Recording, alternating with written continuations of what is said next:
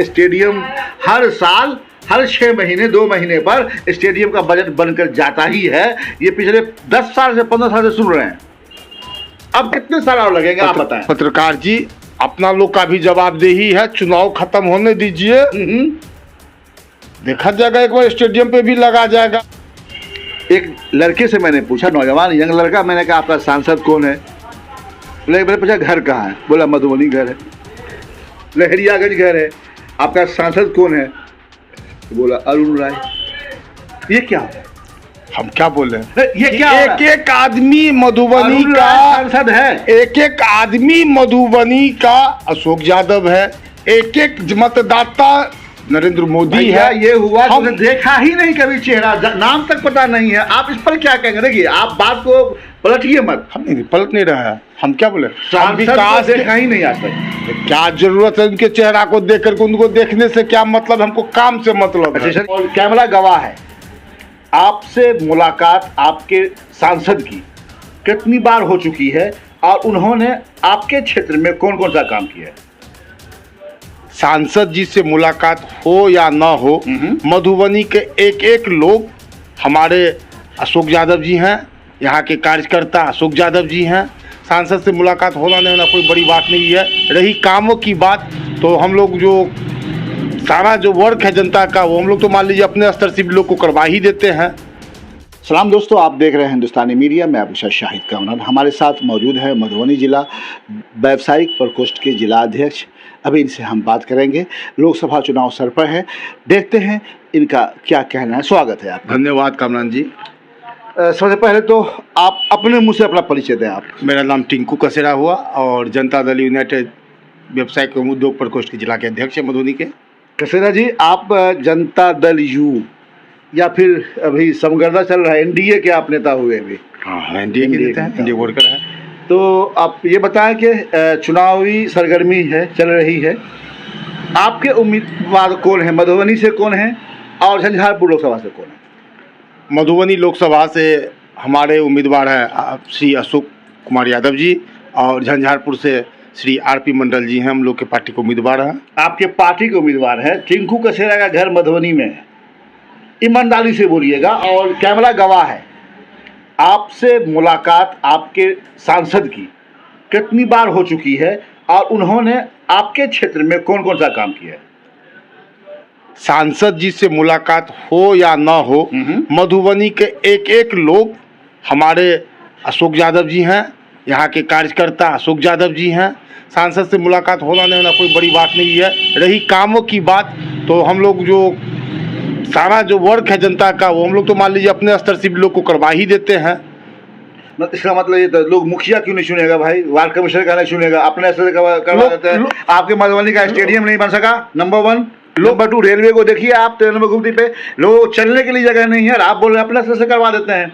लोकतांत्रिक प्रक्रिया में स्थानीय निकाय से लेकर के लोकसभा तक, ठीक है, तो हर एक प्रकार का जो जिस प्रकार का काम है वो बटा हुआ है, लोग करते ही हैं। कहीं से योजना मान लीजिए सांसद जी का हो या फिर एमएलए का हो या एमएलसी का हो, लोग ला करके काम करवाते ही हैं। जनता का जो काम है वो होता ही है। आपने कहा स्टेडियम की बात, तो स्टेडियम के लिए अभी हाल में ही प्रपोजल वगैरह गया है डीएम साहब के माध्यम से। और मधुबनी स्टेशन की बात आप कर रहे हैं, तो मधुबनी स्टेशन भारत के अंदर सफाई के मामले में और सुंदरता के मामले में नंबर 1 पे आया, और इसका उद्धार भी हो रहा है। अभी भी अब स्टेशन पर काम चल रहा है। 13 नंबर गुमती देख रहे हैं आप? 13 नंबर गुमती पर भी हम लोग ओवरब्रिज के लिए कब बनेगा? जल्दी बनेगा, बहुत जल्द बनेगा ओवरब्रिज। उसके लिए भी हम लोग लगातार प्रयासरत है। जो इस शहर का जो इंफ्रा है, जो शहर 5 साल में नहीं हुआ। अरे काम बीच में आप 2-3 साल कोरोना को ले लीजिए। 2-3 साल नहीं, 2 साल था, तो कोरोना से किसको क्या मतलब है?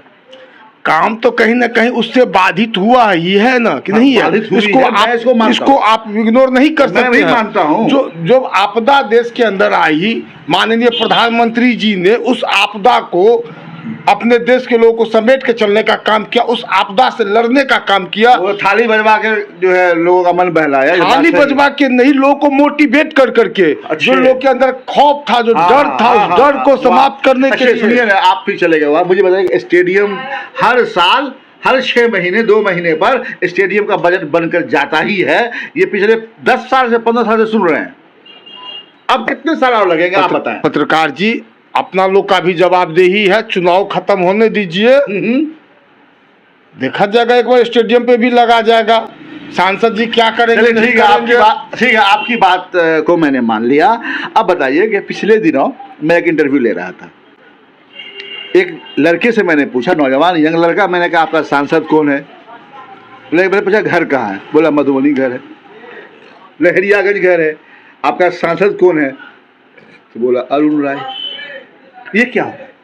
हम क्या बोल रहे हैं? ये क्या एक एक आदमी मधुबनी का सांसद है, एक एक आदमी मधुबनी का अशोक यादव है, एक एक मतदाता नरेंद्र मोदी है। ये हुआ हमने देखा ही नहीं कभी चेहरा, नाम तक पता नहीं है। आप इस पर क्या कहेंगे? देखिए, आप बात को पलटिए मत। हम नहीं पलट नहीं रहा है, हम क्या बोले, विकास देखा ही नहीं आज तक। क्या जरूरत है उनके चेहरा को देख करके? उनको देखने से क्या मतलब, हमको काम से मतलब है। चलिए, मधुबनी का डेवलप कैसे हो? हम जान रहे हैं आप एनडीए गठबंधन के लोग नेता हैं, आप सीधी तरह बात को आप एक्सेप्ट कीजिएगा नहीं। अब ये बताइए मुझे, आप इलेक्शन है, होना है, आपके जो उम्मीदवार हैं डॉक्टर अशोक यादव, उनकी पोजीशन कैसी है? अशोक यादव जी पिछले साल 4.5 लाख वोटों से जीते थे, इस बार 6+ वोट से जीतेंगे। भाजपा के उम्मीदवार हैं, एनडीए गठबंधन के उम्मीदवार हैं, 6 लाख से जीतेंगे वो, एकदम निश्चित रूप से जीतेंगे। अच्छा, ये बताइए, जीत की शुभकामना है, बहुत बहुत धन्यवाद, बहुत धन्यवाद। लेकिन जनता जनार्दन जो वोट देती है, कुछ मुद्दा होगा ना, क्या मैनिफेस्टो है, किस मुद्दे पर वो वोट करेंगे उनको? फातमी साहब भी यहाँ से आ रहे हैं, आगे हैं, जो महागठबंधन से हैं, वो अपना मैनिफेस्टो बतावे ना। जो फातमी साहब या उनका जो ये कुनबा है, इनका कुंबा, अरे फातमी साहब का जो कुनबा है, कुंबा, हाँ, कुनबा क्या होता है? पूरा का पूरा ये जो स्ट्रक्चर है, मैनिफेस्टो वो बतावे ना कि कुछ। हम तो भाई विकास किए पिछला 5 विकास का 5 विकास का नाम गिनाइए। विकास को गिनाइए आप कौन चीज का विकास खोज? क्या विकास किया? जिस मधुबनी के अंदर एक मोटरसाइकिल का एजेंसी नहीं होता था, आज वहाँ तनिष्क का शोरूम खुलता है। कौन खुलवाए? ये खुलवाए अशोक जी। माहौल, जब बात करते हैं माहौल, बिहार का माहौल, मधुबनी का माहौल, जो माहौल अगर अच्छा नहीं रहता तो एक छोटा सा, ये माहौल अशोक यादव ने नहीं दिया है। अरे ये माहौल बिहार गवर्नमेंट ने दिया होगा।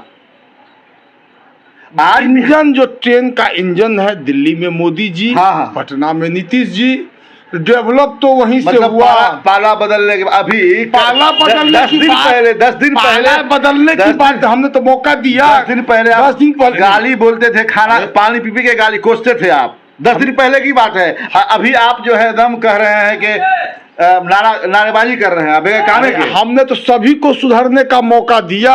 हमने तो उन लोगों को भी मौका दिया जो भाई अपना चाल चरित्र को सुधारो। क्यों चाल चरित्र को? आपका चाल चरित्र कितना है? बिहार के अंदर 15 साल से आप मधुबनी को जोत रहे हैं। 15 साल से मधुबनी को विकास के पथ पर अग्रसर कर दिए हैं। बताइए ना, कहाँ नहीं आपको विकास दिख रहा है? आप मधुबनी से पटना जाते थे, वो कौन बना है? अशोक जी बना है। हम अशोक जी की कहा बात, सरकार की बात कर रहे हैं। अशोक जी सरकार से अलग है क्या?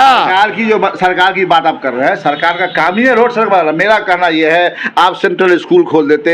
मेरा कहना यह है कि आप डेवलपमेंट का काम है जो बता रहे हैं कि रेलवे स्टेशन के पास गुमती नहीं है, ओवर ब्रिज नहीं है, वो कर देते।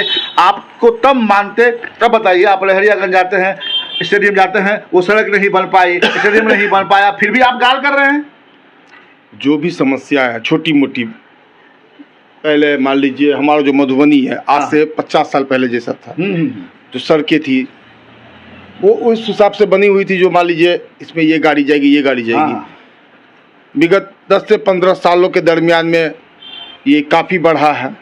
ट्रैफिक का प्रॉब्लम भी बढ़ा है, गाड़ी घोड़ा भी काफ़ी बढ़ा है, मैक्सिमम सड़क जाम रहता है। तो इस बात को स्वीकार करने में कोई आपत्ति नहीं। मैं भी करता हूँ। गाड़ी कैसे बढ़ी है पता है? नहीं, अब उसके लिए हम लोग को प्लानिंग वे में काम करना होगा।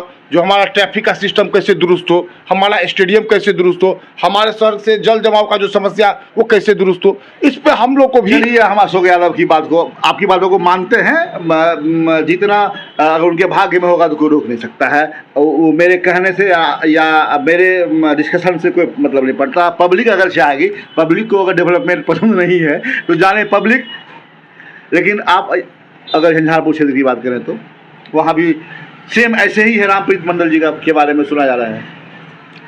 क्या सुना जा रहा है? रामप्रीत मंडल कभी क्षेत्र में गए ही नहीं, योजनाओं को रामप्रीत मंडल जी, हमको लगता है जो जितना घर पे रहे हैं, जितना क्षेत्र में रहे हैं, बहुत कम ऐसे लोग हुए जो मतलब आप गजब बात करते हैं। विधानसभा क्षेत्र में घर पड़ता है भाई, गजब बात करते हैं। आसानी से वो उपलब्ध रहे हैं रामप्रीत पासवान जी। मैं रामप्रीत मंडल को एज ए पत्रकार बोलता हूँ कि 5 साल पहले मेरी मुलाकात उनसे हुई थी, उसके बाद से मेरी मुलाकात नहीं हुई। हमको लगता है हमको तो 2 महीना 4 महीना 6 महीना मुलाकात होते ही रहती है। पार्टी के आदमी, पार्टी का आपसे कार्यकर्ता है, पार्टी का आदमी क्या होता है, क्या बात करते हैं, पार्टी क्या होता है। रामप्रीत मंडल जी हमको लगता है जितना सुलभ तरीके से उपलब्ध है मधुबनी से लेकर के दिल्ली तक में। आप एक काम कीजिए, मैं 50 आदमी का टेलीफोन देता हूँ, 50 आदमी में से आप बात करेंगे, मैं आपको बताता हूँ कि वो क्षेत्र में जाते ही नहीं। हम लोग, हमारे यहाँ हम लोग इलाके में लोग जानता भी नहीं उनको है, फिर भी आप गाल कर रहे हैं। अगर पार्टी के नेता इसीलिए नहीं, गाल नहीं कर रहा है, काम करोगे ना भाई। अरे रामप्रीत मंडल जी ग्रास रूट के वर्कर से एमपी तक का सफर तय किए हैं, ग्रास रूट की उपलब्ध हैं, ग्रास रूट की बात है। अगर रामप्रीत पासवान जी, आदरणीय रामप्रीत पासवान जी की बात की जाए तो वो ग्रास रूट लेता है, वो हर जगह जाते हैं, हर गांव जाते हैं। अगर सुमन महासेठ की बात की जाए, देखिए एमबीए में कट ऑफ नहीं कर रहा हूँ, वो हर जगह। अगर कल के डेट में अगर आपका भी बर्थडे हो जाए ना, आपकी कोई घटना घट जाएगी, सुमन महासेठ तुरंत विश करेंगे, आप घर पहुँच जाएंगे। वो ये बात मानने की बात है। लेकिन मेरा कहना यह है कि गांव के लोगों की या जो क्षेत्र के लोगों की एक आशा होती है कि हमारे यहाँ सांसद जी हमारे दुख सुख में, हमारे गांव के डेवलपमेंट में। आपको पता है, आप क्षेत्र में चले, झंझारपुर क्षेत्र में ऐसे हजारों सड़क मैं गिनवा दूंगा जहाँ जाने के लिए सही से मोटरसाइकिल से आप नहीं जा सकते हैं। फिर आप भी आप बोला डेवलपमेंट का काम हुआ है, आपने समझा। लोगों को काम तो चलते रहेगा, काम होते रहेगा, चलते रहेगा, और हो ही रहा है। हाँ। होगा और होगा, जो बचा कुछ सब होगा। नहीं देखिए, आप जो जाइएगा वोट डालने के लिए तो आप वो लोग खिहारेगा ना जी। कहीं कोई नहीं खिंगा रहा है, लोग स्वागत कर रहे हैं मोदी जी के नाम पर, नीतीश कुमार जी के नाम पर। मंदिर मस्जिद मोदी जी के नाम पर, कब तक मोदी जी के नाम पर जिंदा रहिएगा? मंदिर मस्जिद का, मोदी जी के नाम पर मंदिर मस्जिद का कोई मामला ही नहीं यहाँ। तो नीतीश जी मामला है डेवलपमेंट का, मामला है देश की सुरक्षा का। मोदी जी के नाम पर नीतीश जी भी जिंदा रहे, आप भी जिंदा रहिए उन्हीं के नाम पर। ये क्या बात हुई भाई? काम डेवलपमेंट का काम नहीं कीजिएगा। कुछ कहाँ नहीं दिख रहा है सर, ये चश्मा जो है उतारिए। हाँ, अरे हम ही उतारे चश्मा। आप नहीं, आप बैठ करके शहर में, आप शहर में बैठ करके कह रहे हैं, आप नारेबाजी लगा रहे हैं। देहात क्षेत्र में जहाँ जरूरत है वहाँ के काम को आप नहीं देख रहे हैं। हम खूब काम को देख रहे हैं। तो मतलब ये है ग्रामीण क्षेत्र में नहीं जाता हूँ तो दोनों मैं बिहार, एकदम निश्चित रूप से दोनों का दोनों नहीं, 40 का 40 सीट लेंगे। आपको पता है, खूब पता है। झंझारपुर लोकसभा क्षेत्र की बात अगर करें तो सुमन कुमार महासेठ जो कल तक आपके थे, आज वो वीआईपी से महागठबंधन के उम्मीदवार हैं। क्या जवाब है बस? आप वोट नहीं दीजिएगा उनको? सुमन महासेठ जी आपका क्षेत्र ये नहीं है, वो क्षेत्र सुमन महासेठ आप वोट नहीं देंगे उनको? कहीं कोई सुमन महासेठ जी को वोट देने के लिए नहीं जा रहा है। कोई सुमन महासेठ जी उस गठबंधन में गए हैं जिस गठबंधन से बिहार की जनता प्रताड़ित थी, भयभीत थी। अच्छा, और डर करके जीती थी। आज अच्छा, ईमानदारी से बात बोलिए तो कल तक आपके जो आका हैं, आई मीन नीतीश कुमार जी, नेता है, बड़े नेता है, वो भी तो उसी पार्टी में थे। तो आप लोग तारीफ कर रहे थे, तेजस्वी यादव जिंदाबाद कर रहे थे आप। नहीं, तेजस्वी यादव अपनी पार्टी, लालटेन के नेता, हम उनका क्या जिंदाबाद करेंगे? अरे महागठबंधन में थे, जैसे अभी आप मोदी जी की तारीफ कर रहे हैं। नहीं, तारीफ और वो जिंदाबाद दोनों दो चीज है सर। तारीफ और ये 17 महीना में जो काम किया, 17 महीना में तेजस्वी जी नहीं, नीतीश कुमार नहीं कर पाएंगे। कौन बात कर दिया आप सर? वही कहाँ कर रहे हैं? 17 महीना में आप तेजस्वी का हम क्या बयान देंगे? बयान देखिए ना, चच्चा कहे कि पैसा का वापस लगा देगा, पैसा सब में होगा। हमने काम किया, हमने पेमेंट भी दिया उन लोगों को।